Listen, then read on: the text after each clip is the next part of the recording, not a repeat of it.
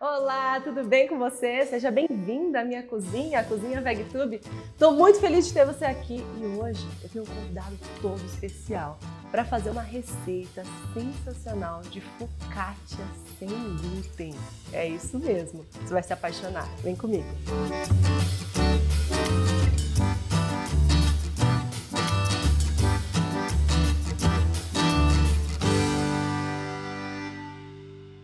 É uma honra enorme ter o Marcelo aqui comigo hoje. Obrigado pelo convite. Obrigada a você por ter aceitado vir A cozinhar honra é junto minha. comigo. Não, quem vai cozinhar é você, eu vim comer. Ah, você só veio...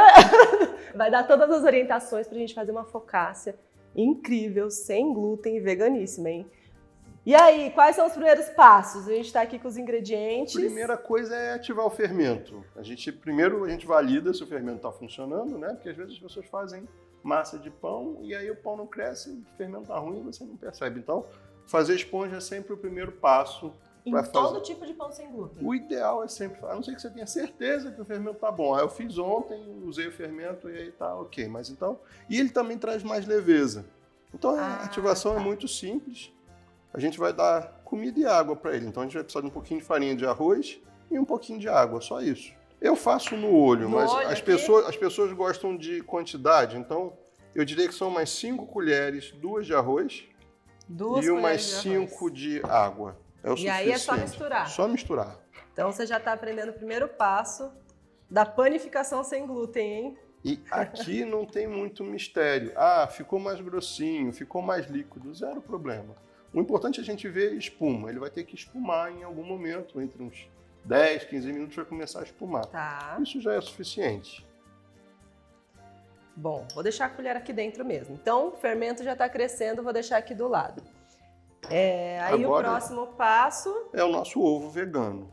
A gente vai vai amassar essa batata. A batata está cozida, sem casca. Aqui é batata doce. Pode ser qualquer tipo de batata? Não. Na verdade, o substituto da batata, que a gente está buscando uma quantidade específica de amido.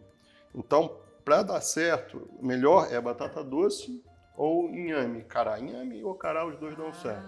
Na mesma proporção. A gente usa basicamente 40 gramas para cada 2 ovos. 40 gramas de batata. Aqui a gente botei um pouquinho mais. Que é a maciez que o ovo dá? Qual que é a função? Tem várias. Ajuda na maciez, vai ajudar na retenção de líquido. A massa sem glúten é uma massa que endurece muito rápido. Então a gente usa uma série de Ela fica ressecada também, né? Rápido. A gente até acostumou a falar que o pão sem glúten endurece rápido. Mas se a gente parar para pensar, aquele pão francês sem vergonha da padaria no dia seguinte. Mesmo dia. Quem que come no dia? Só torrando, né? Serve para jogar na cabeça de alguém, né? Você não gosta, tá com raiva, pá, você joga o pãozinho. Mas a gente acostumou a achar que o sem glúten tem esse preconceito. O pão sem glúten, na verdade o pão fica duro porque a água evapora. Simples assim. Então, a batata doce é um dos recursos para segurar a umidade. Eu tenho um tubérculo que está hidratado, está segurando. Aí a gente vai ter psyllium, linhaça, a linhaça vai desenvolver mucilagem. Então, tudo isso acaba trazendo a retenção de gás que o ovo vai fazer, ou faria, né? E a gente ainda tem a retenção de hidratação também. Então, a gente tem um produto com uma duração maior, uma durabilidade maior, um tempo de prateleira maior. Mas a dica de verdade boa é manter na geladeira. Como a gente sabe que o que endurece é justamente a evaporação de água, quando você coloca na geladeira, você praticamente zera isso. Congelar, então, não tem jeito. Congelando. Eu acabo sempre fazendo isso quando faço pão lá em casa. Corto todo ele, como fresquinho no dia, o resto vai tudo pro freezer, e aí congelo e vou descongelando no dia a dia. A melhor forma de descongelar pão sem glúten é igual pão com glúten? Exatamente. Tenta tirar o máximo possível do ar da embalagem, porque é o ar que faz o cristal de gelo. Mas uma outra coisa legal também que eu faço em casa é congelar o pão fatiado. E assim, só descongelo o que eu vou consumir. Aí colocar no forninho 5 minutinhos. Ah, não tem forninho, uma frigideira. Na air fryer também fica top. É. Bom, o ovinho nosso está amassado, pronto para ser usado. Vou deixar aqui do ladinho. E agora a gente vai fazer o nosso ovo com a parte da mucilagem. Ali seria como se a gente estivesse usando a gema e aqui a clara. Ah, ok. Então é a farinha de linhaça dourada, pode ser a linhaça marrom também ou é melhor a dourada? Aí é uma questão de gosto. para efeito de receita dá certo. Eu não gosto muito de linhaça marrom. Eu acho que o sabor fica muito forte, muito. Mas aqui isso todo mundo pergunta. Mas pode ser a linhaça marrom? Eu acho que interfere muito no sabor. Perfeito. E a gente vai botar 170 gramas de água aqui. Aí a gente está com uma balancinha aqui, ó. Ele tá vendo a quantidade exata de água. Que foi 180, que não tem problema nenhum. Água, o nosso pão sem glúten gosta de água. Então passou um pouquinho, não tem problema. E a gente vai aqui fazer a mucilagem. Só misturar isso aqui e deixar descansar. Poderia pegar a linhaça dourada inteira e bater no liquidificador com o psyllium? Pode. Funciona do mesmo jeito ou não? Eu sempre falo para não fazer isso por uma questão simples, que a linhaça ela fica amarga muito rápido, né? Ela oxida muito rápido. Então, se você fizer, eu tenho pouca semente, eu vou processar e consumir imediatamente, tudo bem. Mas a gente sabe que é amarga, fica rançosa, né? Se processar só o que você for usar naquele dia mesmo. Já vão ficar envelhecidos. 2 dias já começa a ficar amarga.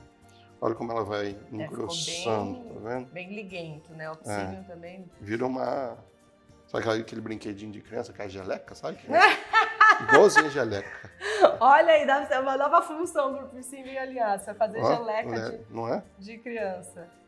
Aqui Nossa, já tá ficou pronto. bem... Olha a textura, vamos mostrar bem a textura aqui, ó. Esse é o ponto.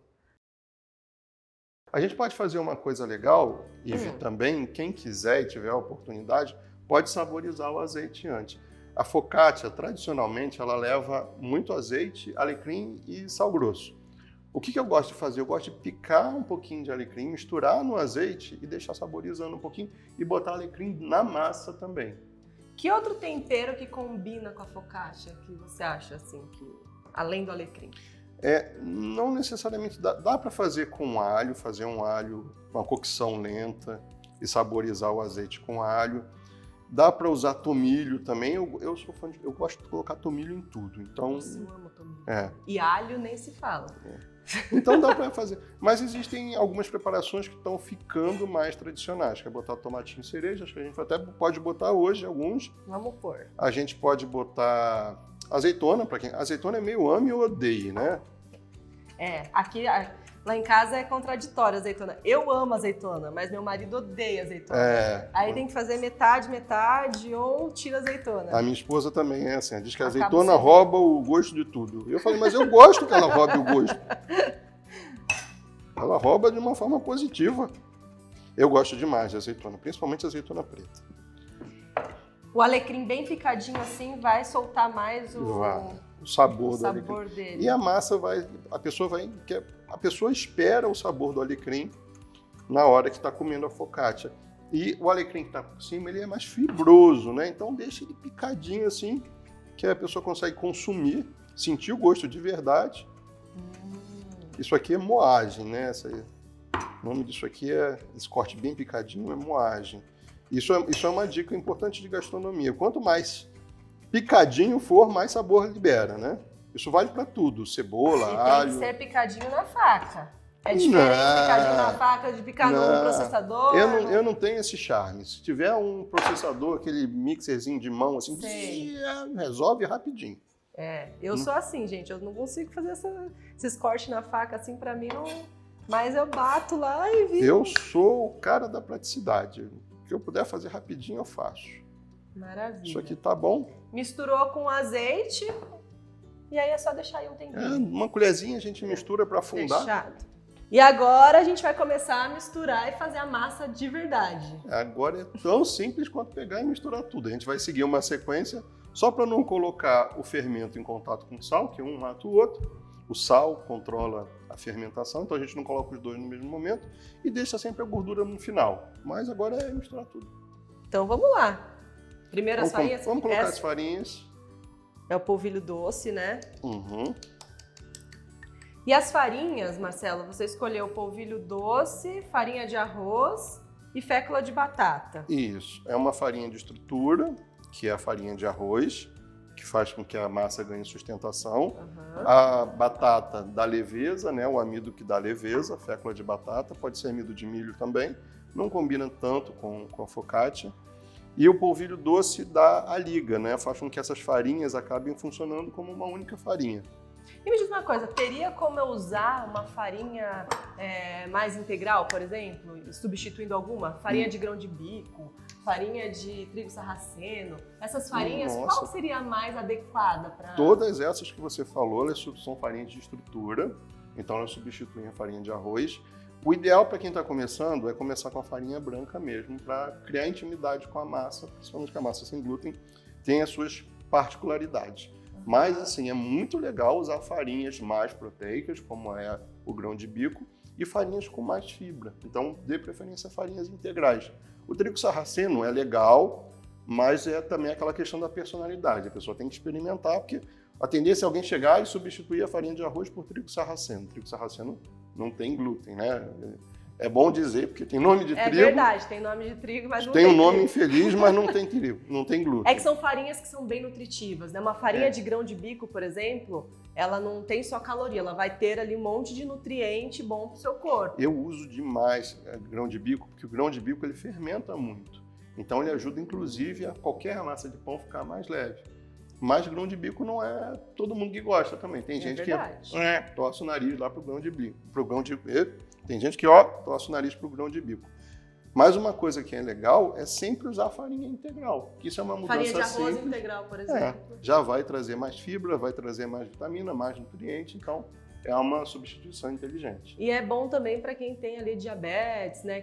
Porque o índice glicêmico de uma farinha de arroz, de uma farinha refinada, porque essas são farinhas que são refinadas, ela vai ser bem mais alto do que uma farinha de grão de bico ou uma farinha com mais fibras, né? Que vai ter ali um índice glicêmico mais baixo. Isso. Legal. Aí, aqui a gente vai misturar... vou pegar uma espátula, vamos começar a colocar as coisas aqui. Então, eu já posso colocar o açúcar. Tá. E o açúcar nunca vai com o fermento? O sal não vai com o fermento, o açúcar pode ir. O fermento gosta de açúcar, na verdade, né? É porque eu normalmente vejo bastante colocar o fermento com açúcar. O melado pode ser usado no lugar do açúcar? Pode. Melado. Eu tenho usado muito uma calda de tâmara também, que apareceu no mercado, também dá muito. É gostosa. Tá. Pode mexer aqui já ou não? Pode mexer. Então vamos começar a mexer. A gente já pode incorporar também a batata doce aqui. E a nossa mucilagem. E a coisa mais importante do pão sem glúten é a hidratação. Então, por mais que a gente coloque uma referência de água, tem que ficar claro que o importante é você ajustar para o mesmo ponto que você vai ver aqui com a gente. Olha como ficou isso, gente. É geleca. Um pudim. É a nova geleca. Fica geleca bem sem firme. corante, sem aquele monte de porcaria tóxica. E a gente vai agora só agregando água. E aí o segredo da água é você colocando de pouquinho em pouquinho. Para você errar, se você errar, você erra pouco. Tem segredo na hora de misturar? Tem. Então, manda Tem ver. que misturar, assim, ó. Essa foi ótima. Não tem segredo. Eu fico pensando, né, os nossos pais, os nossos avós faziam tudo no olho e ficava incrível. A gente gosta de complicar as coisas, né? Olha só. Não tem mistério nenhum, é misturar devagarzinho, vai incorporando as coisas. Pão é uma coisa que está meio que no nosso DNA, a gente sabe fazer naturalmente, né? Talvez tenha que reaprender um pouquinho a questão das farinhas, porque está fazendo sem glúten, estava acostumado a fazer de trigo e agora entendeu o problema do glúten e resolveu fazer sem trigo. Mas, assim, não tem mistério. Uma outra coisa que eu acho que é legal você falar, Marcelo, o psyllium, né? Muita gente às vezes não tem em casa o psyllium. Uhum. Pelo que poderia ser substituído? Dá para fazer só com a farinha de linhaça? O psyllium são recursos que a gente usa para fazer com que a massa tenha mais qualidade. O psyllium é uma fibra, né? Então é muito bom para o nosso intestino. Uhum. Então, quem tem problema de constipação, então a fibra é sempre muito bem-vinda na nossa alimentação, né? E o psyllium é muito acessível. Então, eu não gosto de substituir o psyllium. Marcelo, eu não tenho. Tá bom, não coloca. Mas entenda como o psyllium como um carinho extra que você está fazendo na receita, que vai para sua família, vai para as pessoas que você ama. E para o seu corpinho. Isso aí. Então, Psyllium, se você tiver, usa. Para qualquer receita sem glúten. E uma substituição, já que você perguntou, seria a goma xantana, que também faz muito bem para qualquer receita de pão. Só que a goma xantana tem um segredinho, que a goma xantana ela é em pelota, então você tem que dissolver ela antes ou na água ou na gordura. Eu gosto sempre de dissolver na gordura. Tá. Ela é um espessante, então quando coloca na massa, a massa toda endurece. Nossa, tá ficando bonita a massa, Não gente. tá? E o azeite não foi colocado ainda, hein? É. Nem o sal. Azeite e sal ficaram aqui. A gente já pode colocar os dois agora. A gente acha que é tão difícil, né? Mas assim, até agora os passos estão fáceis, não tá muito complicado. Então, a gente tem que...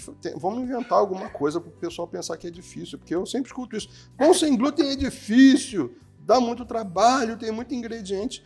A partir do momento que você entende que farinha de arroz, fécula de batata, polvilho doce formam uma farinha, não tem tanto ingrediente assim. A gente fez um ovo vegano, botou gordura, sal e fermento. É um pão tradicional. Ensinou a pensar em como estruturar a receita, né? E assim você pode até criar outras. Isso. A gente, Legal. inclusive, a gente criou essa aqui, né? Criamos antes de começar, ele foi no papelzinho ali, ó, escreveu toda a receita. Se der errado, a gente já sabe por quê, porque a gente não segue receita. Outro dia, minha filha estava fazendo ela fez uma receita de biscoito para o Dia dos Avós, um biscoito amanteigado, que não leva manteiga, né? E não leva trigo.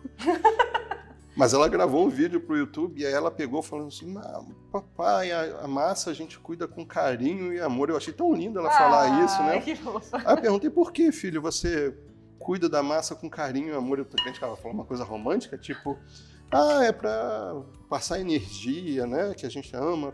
Ela falou, não, que senão voa farinha para tudo que é lado, suja tudo. Óbvio, claro. Melhor resposta, é verdade, gente. Voa tudo, ainda mais essas farinhas fininhas, assim, ó, polvilho doce, nossa, fécula também voa, que é uma beleza. Isso. Para quem tem batedeira, então liga a batedeira, vai farinha no teto. A gente fez aqui na mão, mas esse mesmo processo podia ser feito na batedeira, né? Poderia, sem problema nenhum. Só eu que acho aí depois importante... você tem que lavar a batedeira. Aqui você faz só assim, ó. E é sempre mexer. Importante reforçar que a batedeira é uma ferramenta, né? A batedeira não substitui o nosso trabalho. As pessoas falam, vou botar tudo na batedeira, não preciso mexer a massa, não preciso homogeneizar. Não é assim. A batedeira ela serve para incorporar todos os ingredientes, deixa tudo lisinho, mas você tem que tomar conta do ponto da massa. E falando em ponto, é bom dar uma olhada. É uma massa, né? Quem está acostumado com trigo vai falar, poxa, é uma massa bem hidratada. É quase uma massa de bolo, assim, é bem molinha mesmo. É que a textura é um pouco diferente de uma massa de bolo, né?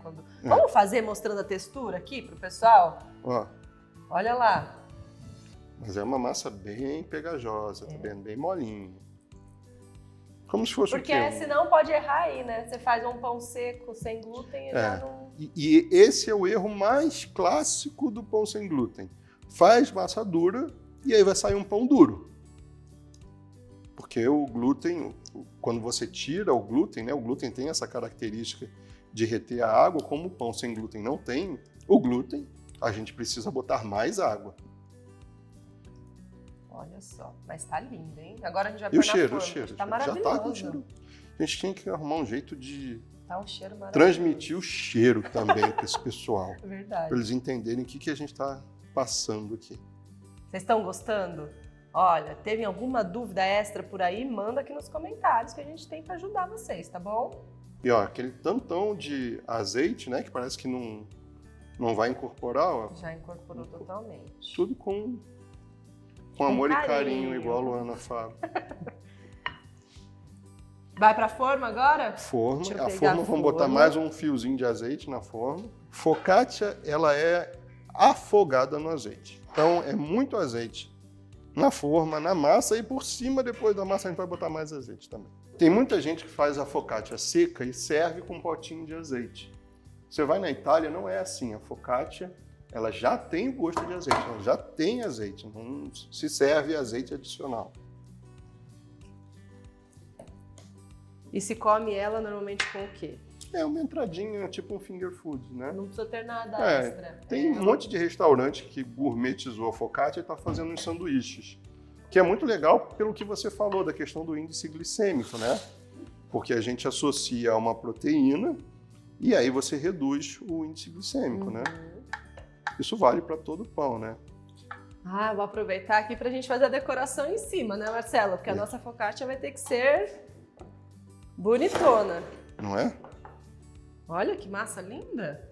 A outra questão que pode aparecer é como eu sei que está na hora de ir para o forno. A massa sem glúten, ela começa a ficar com a superfície bem irregular e com umas bolinhas, começa a abrir uns buraquinhos, que é quando você esgotou toda a capacidade de retenção que o psyllium e a linhaça agregaram na massa. Então você vê que está aparecendo uns buraquinhos, a massa vai crescer, vai dobrar de tamanho e vai começar a aparecer buraquinho na massa, é hora de pôr no forno. Então, a dica é, nesse ponto aqui, já liga o forno, deixa ele pré-aquecendo 180, 190 graus e vai acompanhando o crescimento da massa. massa. Mas a gente vai mostrar para vocês ela crescidinha, pode deixar. Mas isso é importante também para você ter na sua cabeça que esses tempos são só uma referência.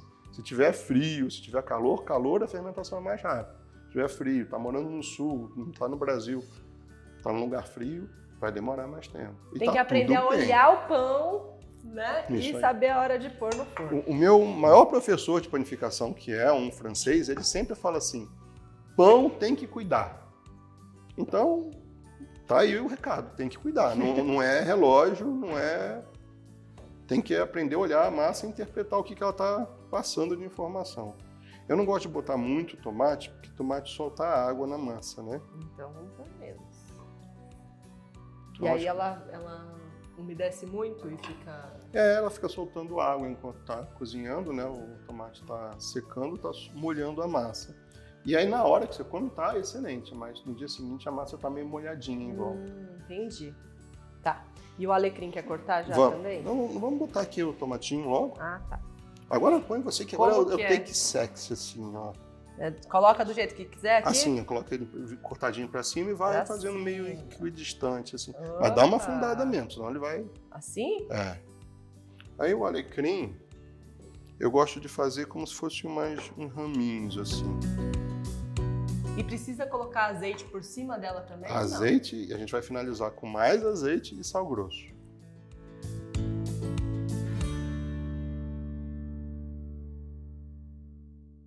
Tá prontinha a nossa massa. Olha que coisa mais linda. Só esperar agora crescer, né? Crescer. Aqui a gente vai esperar na faixa de uns 30, 40 minutos, sem mas pressa. a gente vai olhar e vai mostrar pra você como que a massa tem que ficar, tá bom?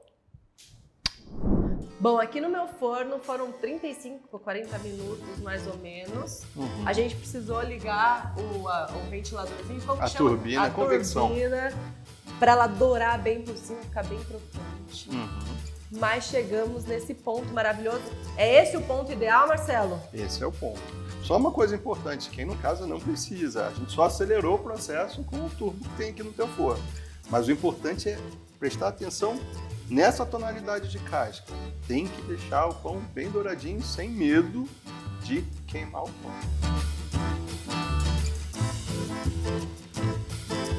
Uau! Sério, gente, vocês não estão entendendo o que é essa focaccia.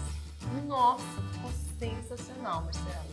Parabéns. Sensacional. Você arrasou.